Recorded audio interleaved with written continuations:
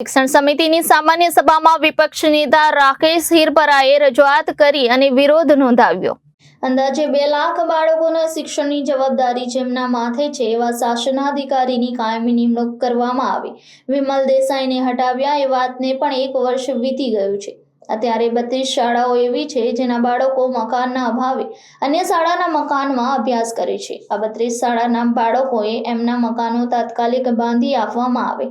વરસાદને કારણે તમામ શાળાઓમાં ગંદકી વધી છે। આ પરિસ્થિતિમાં 1000 થી 3500 રૂપિયામાં આખી શાળા કેવી રીતે સાફ થાય? શાળા સફાઈની ગ્રાન્ટમાં તાત્કાલિક વધારો કરવામાં આવે।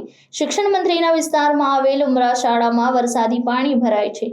શિક્ષણ મંત્રીના વિસ્તારમાં આવેલ કુંભારિયા શાળા જર્જરિત છે। શિક્ષણ મંત્રીના વિસ્તારમાં આવેલ ખડસદ શાળા એક જ ઓરડામાં અને કાયમી શિક્ષક વગર ચાલે છે।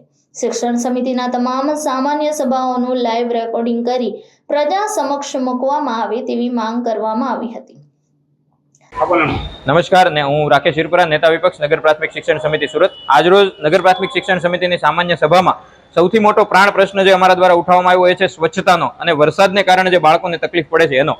એક તરફ આપણે સ્વચ્છતામાં સુરતને નંબર 1 મળ્યાની વાત કરીએ છીએ અને એ જ સુરતની નગર પ્રાથમિક શિક્ષણ સમિતિમાં સફાઈ માટે જે ગ્રાન્ટ આપવામાં આવે છે માત્ર નજીવી ગ્રાન્ટ, કોઈ શાળાને 1000 રૂપિયા આપવામાં આવે છે, કોઈ શાળાને 2500, કોઈ શાળાને 3500 થી આનાથી વધુ પૈસા આપવામાં નથી આવતા। આજના સમયમાં 3500 રૂપિયામાં, 1500 રૂપિયામાં, 1000 રૂપિયામાં આટલી મોટી શાળાનું મકાન કેવી રીતે સાફ થાય? તો એ શાળામાં એ સફાઈમાં વધારો, ગ્રાન્ટમાં વધારો કરવાની ફરીવાર એક અમારા દ્વારા આજે માંગણી કરવામાં આવી છે। બીજી મુખ્ય શિક્ષણ મંત્રીના પોતાના વિસ્તારમાં આવેલી ખડસદની, ભાદાની, ઉમરાની શાળાઓમાં આજે પણ પાણી ભરાય છે। ઈચ્છાપોર અને ભાઠાની શાળાઓમાં પાણી ભરાય છે। તો આ વરસાદમાં પાણી ભરાવાની સમસ્યા તેમજ શાળાને સફાઈની સમસ્યા બાબતે સફાઈની ગ્રાન્ટમાં વધારો કરવા બંને બાબતે આજે રજૂઆત કરી। બીજી સાથે મુદ્દો એ છે કે જે સ્વચ્છતા, જ્યારે સ્વચ્છતામાં નંબર 1 આવ્યું ત્યારે જેટલો માર્કેટિંગમાં ખર્ચો કરવામાં આવ્યો, પ્રવેશોત્સવના માર્કેટિંગમાં જેટલો ખર્ચો કરવામાં આવ્યો, આ રૂપિયાથી ખાલી શાળા સફાઈને જો ગ્રાન્ટ આપવામાં આવી હોત તો આજે ઘણી બધી શાળાઓ સફાઈ થઈ ગઈ હોત।